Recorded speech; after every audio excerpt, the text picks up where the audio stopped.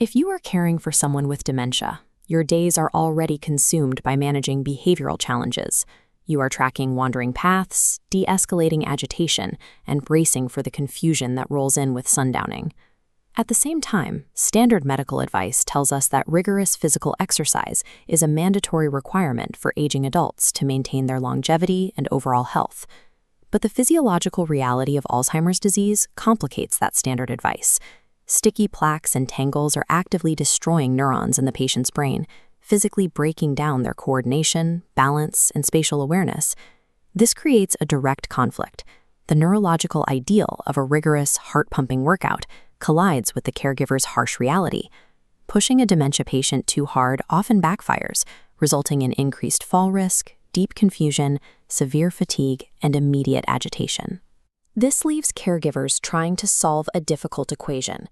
How do you find the exact right dose of exercise to protect their brain without causing dangerous overexertion or a full behavioral meltdown? Getting that dose right is critical because researchers recognize exercise as a powerful, non-pharmacological tool. In many clinical trials, structured physical activity rivals the effectiveness of standard behavioral medications. The mechanism behind this is entirely chemical. Physical movement directly stimulates the brain to produce the specific neurotransmitters required to regulate both memory and mood. Physical activity initiates a chemical chain reaction. Consistent movement drives up the production of endorphins and serotonin, while also increasing levels of insulin-like growth factor, or IGF-1, which helps protect executive function. Those biological changes lead directly to measurable clinical outcomes. Studies show that active dementia patients experience improved mental processing speed, better spatial memory, a reduction in wandering, and a lower reliance on multiple medications. For individuals living with dementia, physical activity serves as a critical medical strategy to preserve executive function and cognitive independence for as long as possible. The American College of Sports Medicine sets a clear baseline guideline for older adults. Aim for 150 minutes of aerobic and resistance training every single week. Cautionary. However, attempting to force that 150-minute clinical target too quickly onto a frail dementia patient creates immediate problems. It can trigger extreme fatigue, joint pain, and a sharp spike in their confusion. Identifying overexertion requires monitoring specific physical thresholds. Because patients often lose the ability to accurately describe physical pain, caregivers must watch for signs like dizziness, sudden pain, or severe next-day fatigue. The most effective tool is the breathlessness test. If the patient cannot easily hold a basic conversation with you while moving, the pace is dangerously hard, and you must slow down immediately.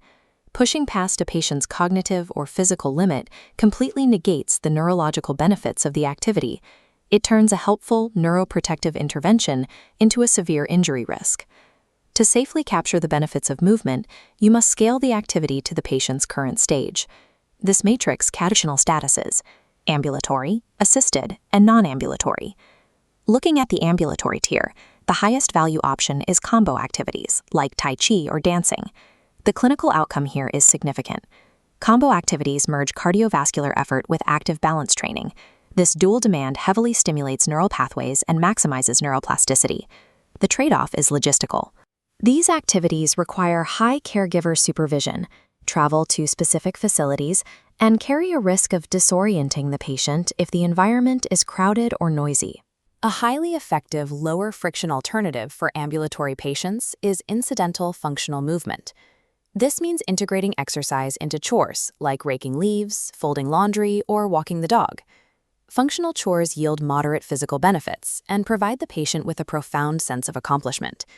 Because they feel like regular tasks, they rarely trigger the behavioral resistance of a forced workout.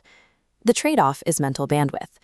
Dementia heavily taxes sequence memory, meaning the caregiver must continuously prompt the patient step by step to ensure the task gets finished. For early-stage ambulatory patients, the primary objective is maximizing brain health through complex, multi-step movement, provided the caregiver has the time and capacity to supervise it. As the disease progresses into the assisted and non-ambulatory stages, fall risk skyrockets. Traditional standing workouts quickly become impossible. At this stage, the protocol shifts to mild and seated exercises. This includes a 10-step seated mimicry routine, utilizing simple motions like ankle circles, alternate hand rotations, and seated marching. Seated routines safely maintain joint mobility, prevent severe muscle atrophy, and drastically reduce fall risk because they never require the patient to balance on their own. The compromise is that seated mimicry yields much lower cardiovascular benefits. It also requires the caregiver to sit face-to-face for active demonstration, demanding dedicated, hands-on time. For patients who require assistance but can still stand, the timed walk approach is highly effective. You start with just 1 minute of continuous walking and slowly build the duration up over several weeks. A timed walk safely builds lower leg endurance and effectively breaks up the dangerous bouts of daily inactivity that accelerate physical decline. The trade-off here is precision. It requires rigorous daily tracking by the caregiver to measure progress, ensuring you don't accidentally push the patient into a fatigue-induced fall. In mid to late-stage dementia, the clinical objective shifts entirely away from cardiovascular fitness. The goal is strictly preserving the muscle strength required for basic activities of daily living, like safely standing up from a toilet. This decision tree maps out how caregivers dynamically match exercise to the patient's reality, which fluctuates based on sleep quality, mood, and sundowning. If the patient is highly ambulatory and you have time to supervise, route toward combo activities. On overwhelmed days, route immediately to lower friction options like incidental movement or seated mimicry. Rigidly adhering to an unrealistic exercise ideal is counterproductive. The most effective routine is simply the one that safely fits the patient's physical capability on that specific day. As words and memory fade, the body often retains its response to rhythm and the simple satisfaction of a stretch. At this stage, physical movement becomes a primary way to maintain a connection. Stop stressing over the total duration of the exercise.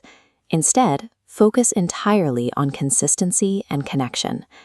A safely executed 2-minute seated march provides a necessary chemical boost and mood lift without the risks of a fatigue-induced fall or a behavioral outburst common in longer, forced sessions. Remember your final safety check. Always evaluate the patient's baseline today and consult their primary care physician before starting any new physical routine. Any physical activity, no matter how small it seems, is a profound victory for health, safety, and human connection in the journey of dementia care. We hope you enjoyed this video from DailyCaring.com. If you did, be sure to press that like button and consider subscribing to the Caregiver channel here on YouTube. Brought to you by